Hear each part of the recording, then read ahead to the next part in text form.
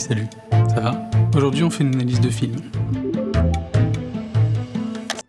On va parler de Fuoco a Mare, un film italien écrit et réalisé par Gianfranco Rosi.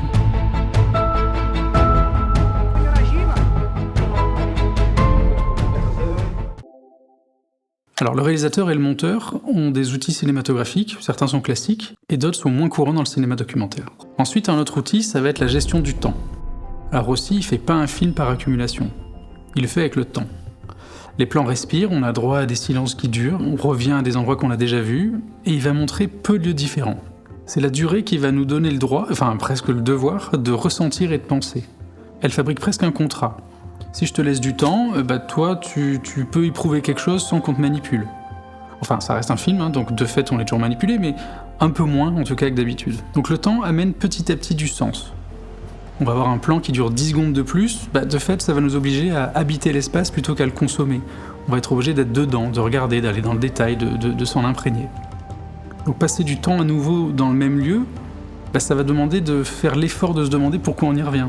Donc au final, on est spectateur de la vie locale et de la tragédie, et on sent que tout ça, ça se mêle petit à petit, tout en gardant une distance. Ensuite, le dernier outil, qui est un peu particulier, c'est le lieu de rencontre du récit. C'est la mer. La mer, c'est le lieu de rencontre pour tout le film. Alors c'est cette mer qui va engloutir les marins et les migrants. Elle fait partie du récit, elle crée le récit, mais c'est surtout, elle fait partie de la vie de l'enfant, de son apprentissage de la vie. C'est l'incertitude, c'est le danger, c'est la peur. Et elle est presque tout le temps présente dans le film. Concrètement, par exemple, avec les bulletins météo, ou alors avec les histoires racontées, ou plus métaphoriquement, on peut le voir aussi par les poissons qui sont cuisinés par la grand-mère. À chacun d'interpréter cette partie-là. Donc ce lieu, la mer, ça devient un élément qui connecte les deux visions présentes dans le film. Le drame des migrants en Méditerranée et la vie avec la mer de ceux qui vivent sur l'île. Alors ces outils de narration, ils permettent la compréhension, ça c'est sûr, mais ils apportent aussi une émotion, une empathie. Et on va appeler ça l'émotion cinématographique.